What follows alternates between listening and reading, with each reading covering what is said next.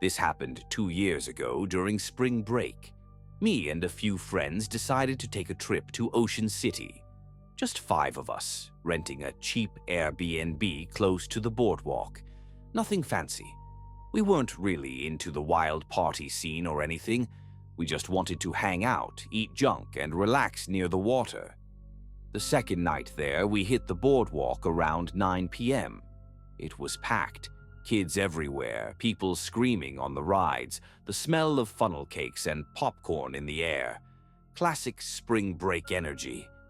We were just walking, grabbing food from random stalls, and cracking jokes. Around 10:30 or so, we were all standing near one of those claw machines outside an arcade when this girl walked up. She just kinda appeared out of nowhere and started talking to Danny, one of my buddies. Nothing flirty or weird, just casual. She asked if we were from around there. Danny told her we were just visiting for the week. She had long brown hair, wearing a green hoodie and jeans. Looked about our age, maybe a little younger. Totally normal. She laughed at one of Danny's dumb jokes and just stuck with us. We kept walking. She tagged along like she'd known us forever. None of us really said anything about it because, I don't know, it didn't feel off. People meet on spring break all the time. She blended in, made little side comments, and even helped one of us win a stuffed animal from the claw machine. At some point, Danny and her wandered off. He said they were gonna grab ice cream. We stayed near the pier, talking and messing around. About 40 minutes later, Danny came back alone. No girl. We didn't even notice at first. He walked up, eating ice cream like nothing happened. We kept talking until someone asked, "Hey, where'd that girl go?" Danny paused mid-bite. "What girl?" We thought he was joking. "The girl you left with. Green hoodie." He stared at us like we were messing with him. "I don't know what you're talking about." We laughed it off at first, but then it got weird. He looked confused, like he really didn't remember her. I pulled out my phone and started scrolling through the pictures we'd been taking all night. There were like 30 photos. At the arcade near the funnel cake stand, by the pier. She wasn't in any of them, not even in the background. And I swear, she was there. She talked to all of us, helped Dan win that toy. I remember her laughing when someone dropped their fries. But nothing. No trace of her. Even Danny's phone had nothing. No pictures, not even a selfie. And now he was starting to look nervous too. Like he couldn't tell if we were gaslighting him or if something was wrong with him. That night, back at the Airbnb, the vibe was off. Danny sat in silence for most of it. He said he had a headache and went to bed early. Next morning, he woke up and told us he had a weird dream. He said he was on the beach at night, walking with someone, but every time he looked over, their face was blurred out, and they kept saying his name over and over. We tried brushing it off. Maybe she was just some random girl. Maybe we drank too much and forgot. Maybe we imagined how long she was really with us. But then later that day, we went back to the boardwalk, and there was this old guy selling keychains near one of the piers. He was friendly, just chatting with tourists. Danny wandered over to his stall and they started talking. After a while, the guy looked at Danny and said, "You came back." Danny froze. "What?" The guy smiled. "You were here last spring, right? With the girl?" Danny shook his head. "This is my first time here." The man's face changed. "No, I remember you. You were with her. She always finds someone." We all just stood there. Danny asked, "Who?" The man didn't answer, just turned back to his stall and started organizing the keychains. We left right after that. That night, Danny didn't sleep. He said he kept hearing someone whisper his name, like they were right outside the window. But every time he looked, there was no one there. We cut the trip short and went home the next morning. Here's the weirdest part, though. Back in our group chat, I tried to talk about what happened again, just to get some clarity. Everyone got quiet, like they didn't want to dig into it, except one of the guys, Evan, finally messaged me privately and said, "You're not crazy. I remember her too."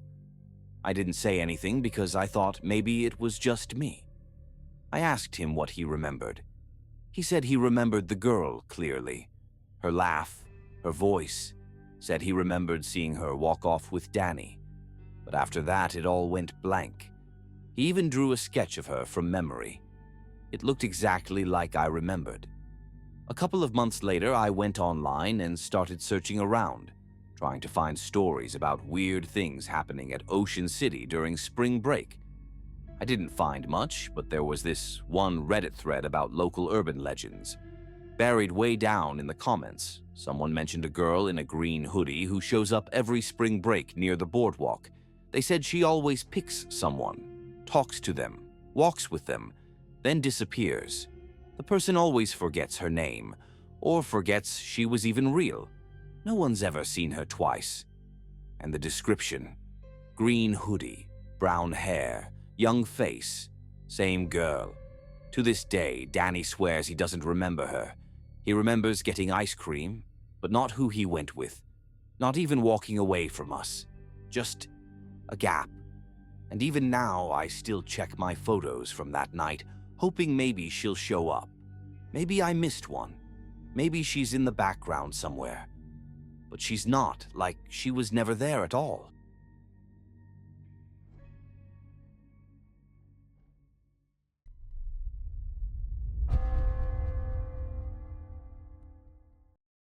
This happened last summer during a weekend camping trip near the dunes in Michigan. It was me, my cousin Ryan, and our friend Chris. We were all around 21, just wanted to get away from the city for a couple of days. No phones, no internet. Just hiking, camping, and dumb jokes around a fire. We picked a quiet spot near the edge of the dunes. Not an official campsite, just one of those clearings you could walk into off one of the side trails. It wasn't far from Lake Michigan, and during the day, it was honestly beautiful. Hot, yeah, but the breeze off the lake helped. Anyway, we got there Friday afternoon. Set up the tent, gathered some wood, did all the usual stuff. We hiked a little before it got dark, just checking the area out. I remember we saw deer tracks near a small patch of trees, but nothing else really stood out. That first night was chill. We made some hot dogs, told dumb stories. I think Chris fell asleep first. Me and Ryan stayed up a bit longer, just listening to music from this old Bluetooth speaker. Nothing creepy happened or anything. Next morning, we decided to do a longer hike. There's this trail that loops around the dunes, and we thought it'd be cool to check it out. We didn't take the tent down or anything, just left it all set up and took our day packs with some snacks and water.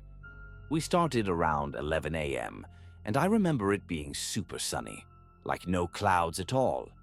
The sand was burning our shoes through the soles.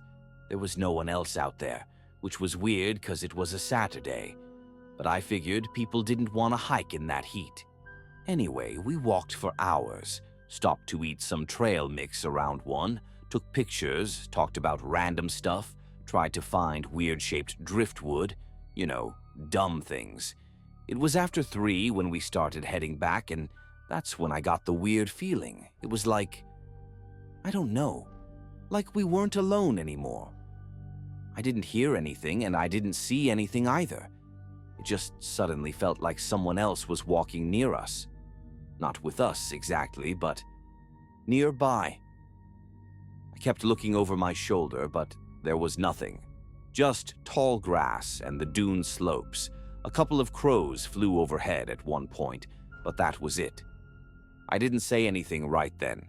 I figured I was just tired and imagining stuff.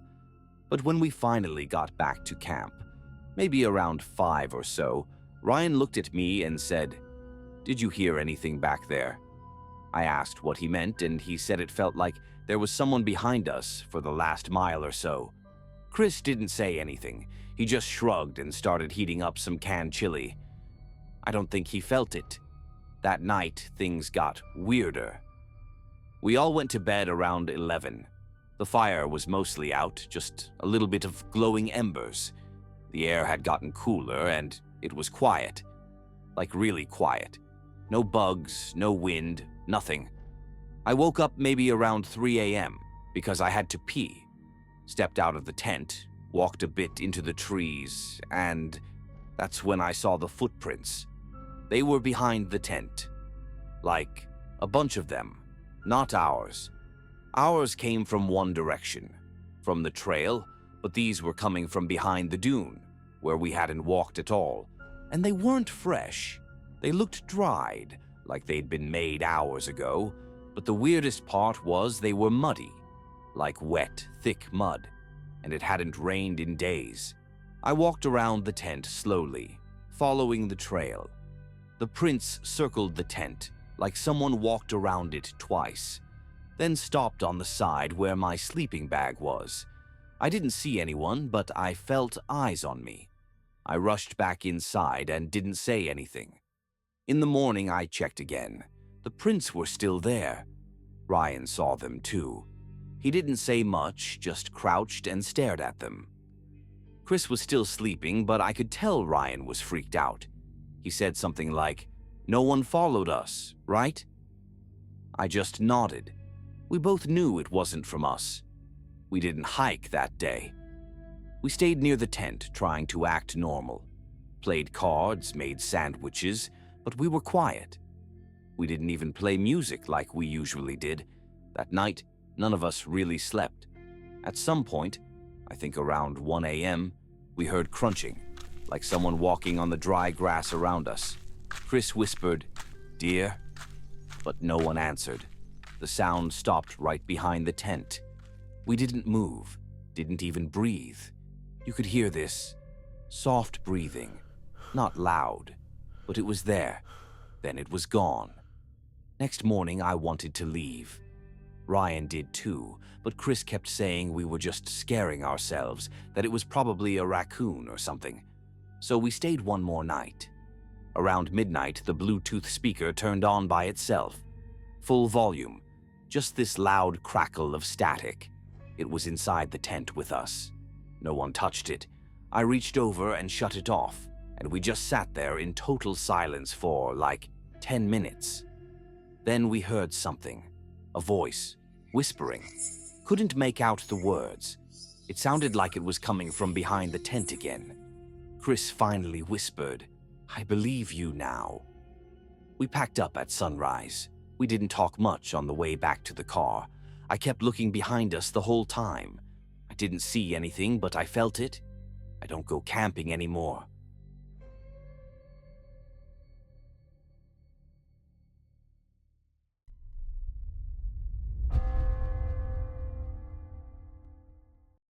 This happened about a year ago. My cousin Tyler and I went on a short beach trip, just the two of us. We'd both been burned out and it was off-season, so we figured it'd be quiet. Just waves, snacks, and no people. We stayed at this small rental right near the shore. Not a big resort or anything. It was more like someone's old beach shack they listed on Airbnb. But it was cheap and only a short walk from the water. The first night was chill. We got there late in the afternoon, dropped our stuff, grabbed burgers, and walked the beach. It was almost dark, but we weren't worried. Hardly anyone was around. Just a few footprints in the sand, probably from earlier. The water looked calm. Cold, but calm. We stood near the shore, tossing small rocks, talking about random stuff. At some point, I remember Tyler stopped and looked out at the ocean. He said, "Is that a buoy or something?" I looked too. There was this black shape floating way out past the surf. Could have been anything. Buoy, chunk of driftwood, even a rock. I don't know. It was kinda hard to tell in the fading light. We didn't think much of it. The next day was the same. Wake up late, eat junk, go to the beach. We stayed longer this time, till after sunset. That black shape was still out there, but we didn't talk about it. Probably didn't even notice it at first. But when we sat down in the sand and just kinda chilled, Tyler nudged me. "It's closer today," he said. I squinted. He was right. Whatever it wasn't way out anymore. It was still in the water, but closer. And it wasn't moving. No bobbing, no drifting. Just sitting there, half above the waves. I laughed and said maybe it was a dead seal or something. But then Tyler said, "It hasn't moved all day, or yesterday." We stared for a while. I mean, maybe the tide just made it look closer. But still, it felt off. That night, we stayed in, played cards, we watched some dumb movies. We didn't talk about the thing in the water. But before bed, I peeked out the window that faced the beach. It was dark. No moon that night. But I swear, when the waves rolled in, something reflected light from out there, like two tiny pinpricks, like eyes. I didn't sleep great that night. Weird dreams. I kept waking up thinking I heard something walking on the deck. But every time I checked, nothing was there. The next day, we both felt off. Didn't say much. Tyler finally said he thought we should skip the beach that evening. He didn't say why, but I think I already knew. Right before sunset, we were sitting on the porch. We both ended up looking out there again. The thing was closer, way closer. It was still out in the surf, but not deep anymore. Maybe waist-high water. You could almost make out the shape now. Round, tall, still not moving. Still no waves pushing it around. And the worst part? The two little dots. They were still there, like it was watching us. That night, around 3 a.m., I woke up needing water. The kitchen was dark, but I didn't turn the light on. I looked out the window by the sink. Habit, I guess. And it was standing on the shore. Not floating, not in the waves. Standing. No detail, just this black shape against the lighter sand. And the eyes, two tiny dots of white, looking straight at the house. I called Tyler in a whisper. He came over, groggy, until he saw what I was seeing. We didn't speak. Just stared. It didn't move, didn't sway in the wind, didn't blink. We shut the blinds and sat on the couch with all the lights on till sunrise. By morning, it was gone. We packed up, left the key under the mat. Neither of us said anything about it as we drove off. Not until a few hours later when we were already halfway home. Tyler just said, "It knew we saw it." I nodded. Didn't even know what to say. Still don't. We haven't gone back since. Haven't even talked about it again. But sometimes I wonder if it's still there, or if it's waiting somewhere else now.